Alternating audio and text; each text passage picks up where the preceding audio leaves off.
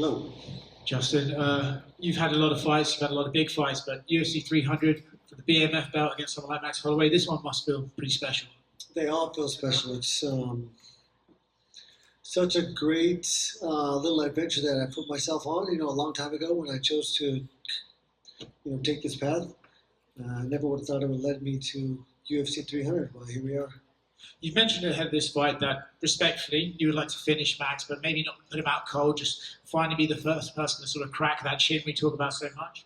For him, do you think he's going to have to have put on a lot of size to be able to match you for power to keep himself in there, or do you think he can come in this fight in other ways and find success? Man, it's a lot of what ifs and what I think. I don't know. I love getting in there, finding out.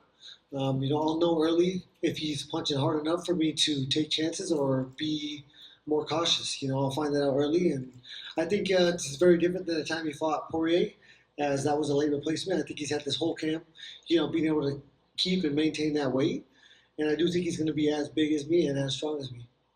You mentioned he's quick to disregard that fight with Dustin for the reason you just said. Do you even look at that fight and think, well, there are things I can take from that, or do you have to think, no, I can't really relate that Max to this one? If I'm watching that fight, it has nothing to do with the size or anything like that. It's all about technique, and I can find his technique in all of his fights. All of them, he's a very different fighter from fight to fight, just as all of us are. We're all constantly making adjustments.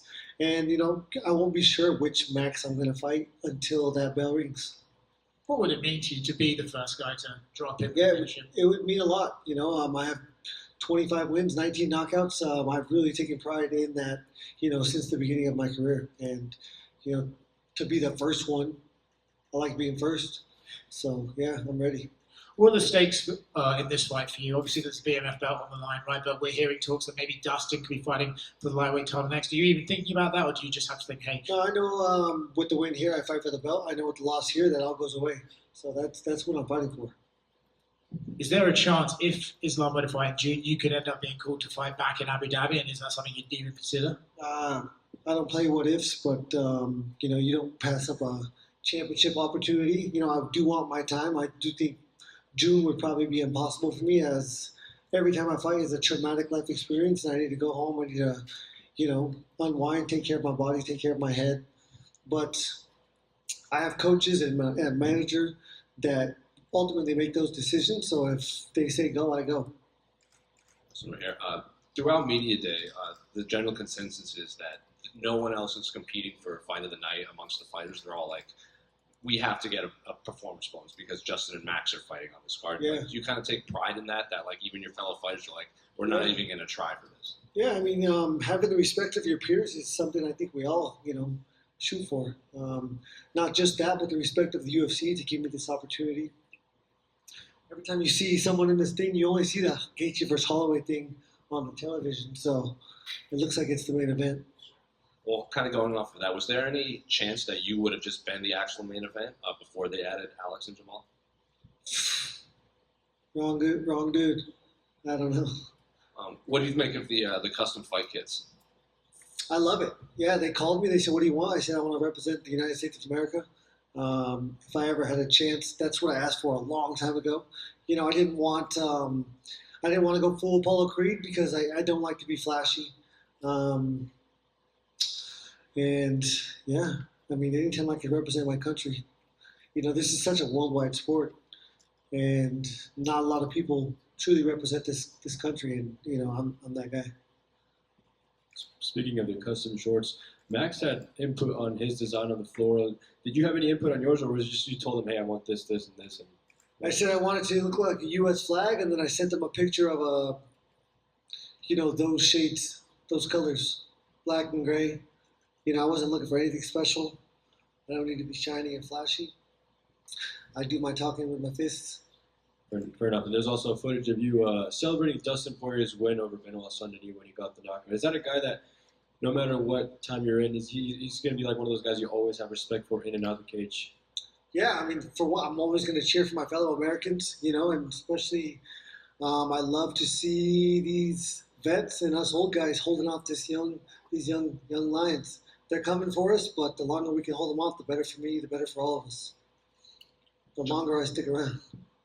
Justin, just curious. After we spoke the other day, a couple of the things were, maybe Mark Coleman wrapping the belt around the winner of this, and some $300,000 bonuses. Any word on either of those things might happen from what you've heard? Oh, I haven't asked. I won't ask nobody. I think the $300,000 thing is a little bit, a little bit far fetched. But I think $100,000 is probably hopefully going to happen. They did it for UFC 100. Can't see why.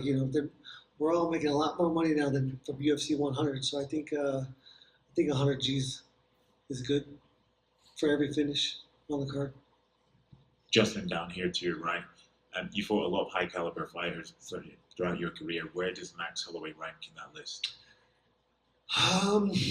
Tony Ferguson, Dustin Poirier, Cowboy Cerrone. These guys are all, future Hall of Famers. So it's huge. It's huge for my legacy. It's huge for my resume.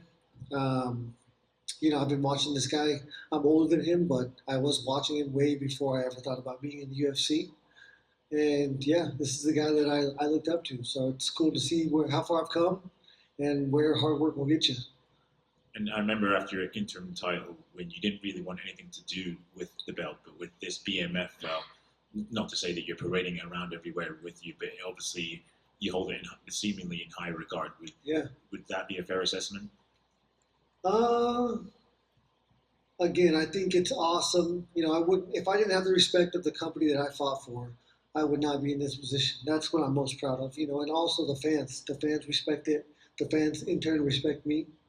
It adds a little bit more of a spectacle to my fights, and this is the entertainment business. So, I like that much. Thank you. Over here, Justin. Back to the shorts. Do you think Bryce Mitchell should be upset or proud for paving the way of fighting for custom shorts and how easily you guys got them for this card? I don't think it was easy. I've been working a long time for this. But,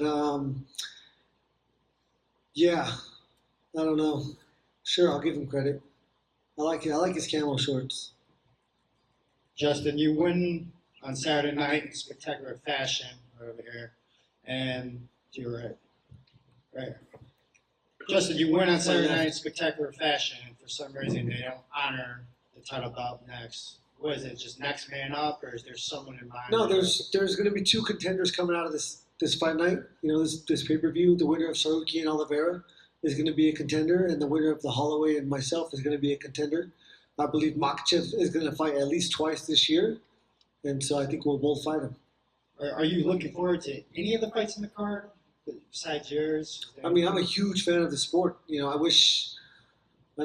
glad I'm on it. But if I wasn't on the card, I would certainly be in attendance, and I love fights. I love fighting, and I love watching fights. I love the atmosphere. I love that people understand what they're going to get when I walk out, and the atmosphere kind of changes. I can feel the intensity shift, and I love being that. Justin, have you gotten out to the Vegas links?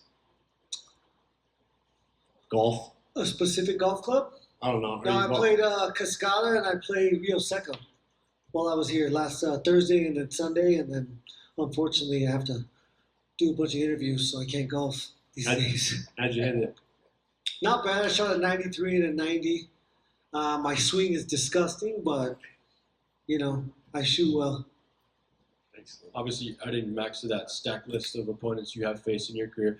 And I know you want the crack at the title next, but before you do hang it up, whenever that is there any other guy you want to face and say, yeah, I faced him and added him to my stack list of opponents? I'm a quarter mile at a time kind of guy.